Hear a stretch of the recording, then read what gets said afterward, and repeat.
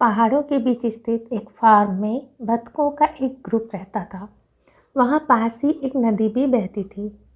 चारों तरफ हरियाली ही हरियाली थी। वहीं नदी के किनारे एक सुरक्षित स्थान पर बतखों का एक जोड़ा अंडों से अपने बच्चों के निकलने का इंतज़ार कर रहा था। आखिर इंतज़ार की घड़ियाँ समाप्त हुईं और अंडों से डकलिंग बाहर आए। 1, 2, 3, 4। अरे, अंडे तो 5 थे, फिर एक डकलिंग कहाँ गया? माँ बतख सोची। फिर उसने देखा एक अंडे से तो अब तक डकलिंग निकला ही नहीं। माँ बतख अंडे को पुनः सेने लगी और जल्द ही उस अंडे से भी एक डकलिंग बाहर निकला। पर यह डकलिंग अपने भाई बहनों से बिल्कुल अलग था। वह बहुत बदसूरत और बड़ा था। अरे, मेरा ये नन्हा बच्चा तो अपने भाई बहनों से बिल्कुल अलग है। अगले दिन डकलिंग पानी में तैरने लगे। माँ बतख उन्हें देखकर मन ही मन खुश होती रही। माँ ने कहा, अरे बच्चों, चलो, बहुत समय हो गया, अब हमें फार्म भी वापस जाना है। फार्म में और भी बतख रहते थे। छोटे बतख को देखकर वो आपस में बातें करते। अरे, यहाँ सभी बतख कितने सुंदर हैं, पर ये बतख तो बहुत ही बदसूरत है। एक ने कहा। दूसरे बतख ने कहा, हाँ, ये बहुत बदसूरत है, इसे यहाँ से निकाल देना चाहिए। माँ बतख ये सब सुन रही थी। उसे उन पर बहुत गुस्सा आया और वो बोली, तुम लोगों को इस तरीके से नहीं बोलना चाहिए। ये अभी बहुत छोटा बच्चा है, बड़ा होकर ये सबसे सुंदर होगा, मुझे पूरा यकीन है। किसी ने उसकी बात नहीं सुनी और बच्चे का मजाक उड़ाते ही रहे। समय के साथ साथ परिस्थितियाँ और भी खराब होती जा रही थी। नन्हा बच्चा जहाँ जाता हर कोई उसका मजाक उड़ाता। ये सब सुनकर बच्चा और ज़्यादा सहम जाता। उसके भाई बहन भी उसका मजाक उड़ाने से नहीं चूकते। माँ बतख यह सब देखकर बहुत दुखी हो जाती और उसे अपने प्यार से बुलाकर प्यार से समझाती। मेरे प्यारे बच्चे, तुम इन सब बातों का दिल से मत लगाया करो। ये तो यूं ही कहते रहते हैं, तुम इन सब से ज्यादा सुंदर हो।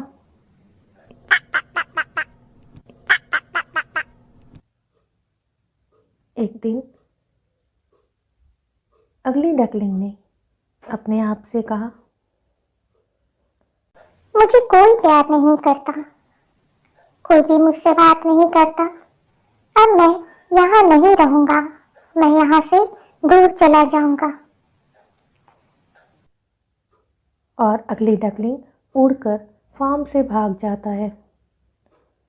उड़ते उड़ते रात हो जाती है और वह जंगल में भी एक अच्छी सी सुरक्षित जगह देखकर वहाँ पे उतर जाता है। बहुत थक गया मैं, अब मुझे थोड़ा आराम करना चाहिए। डकलिंग वहीं सो जाता है। सुबह कुछ बतखों की आवाज़ सुनकर उसकी नींद खुलती है। वहाँ वह देखता है कि पास से ही जंगली बतखों का एक झुंड गुजर रहा है। वह उनके मुखिया से पूछता है, क्या मैं यहाँ कुछ दिन रुक सकता हूँ? मेरा कोई घर नहीं है। मुखिया बतख बोला, तुम यहाँ रह सकते हो, पर हमारे साथ नहीं, तुम तो बहुत बदसूरत हो।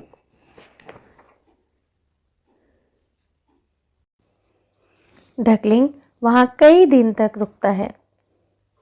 वह अकेला जरूर था, पर कम से कम उसे सबके ताने नहीं सुनने पड़ते थे। वो खुश था। कुछ दिन बाद अचानक उसको जोरों की आवाज़ सुनाई देती है।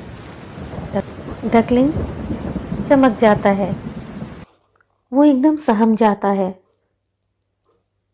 उसने देखा कि सारे जंगली बतख वहाँ से चले गए।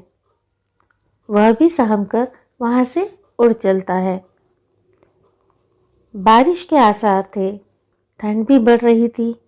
तभी उसकी नज़र एक घर पर पड़ी। वहाँ पर एक बूढ़ी औरत अपनी मुर्गी और कुत्ते के साथ रहती थी। अगली डकलिंग को देखकर मुर्गी और कुत्ता जोर से शोर मचाने लगे। आवाज़ सुनकर बूढ़ी औरत बाहर आई। अरे, ये डकलिंग तो बहुत अगली है, बूढ़ी औरत कहती है। डकलिंग उससे कहता है, मेरा कोई घर नहीं है, क्या आप मुझे अपने घर में रहने के देंगी? बूढ़ी औरत कहती है, हाँ ठीक है, तुम रह सकते हो। डकलिंग को एक नया घर मिल जाता है और वह वहीं रहने लगता है।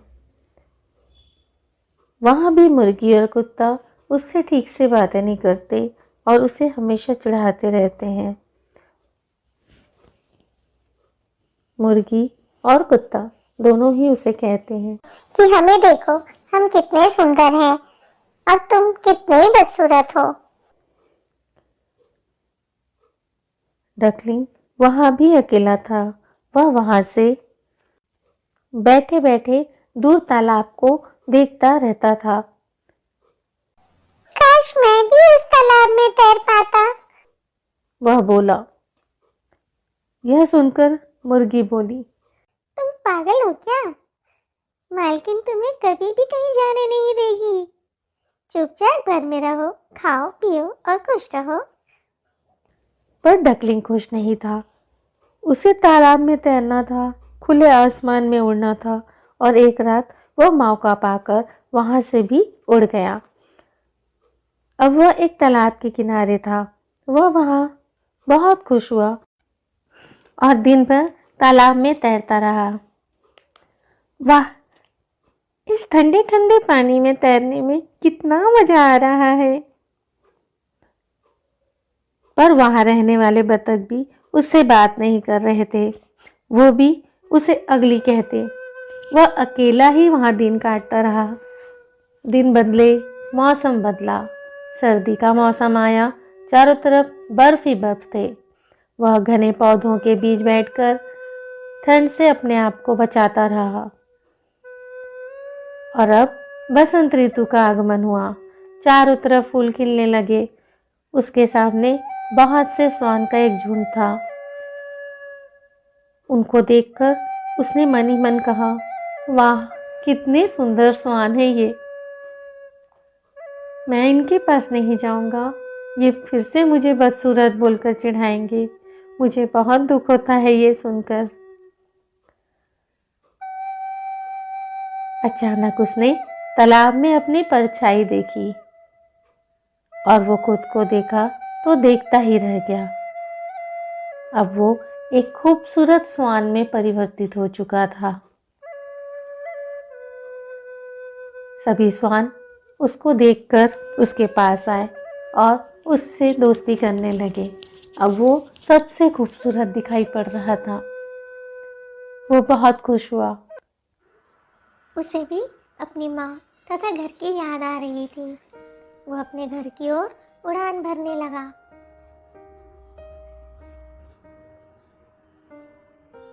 माँ बतख इतने दिनों से अपने बेटे को याद करके आंसू बहा रही थी।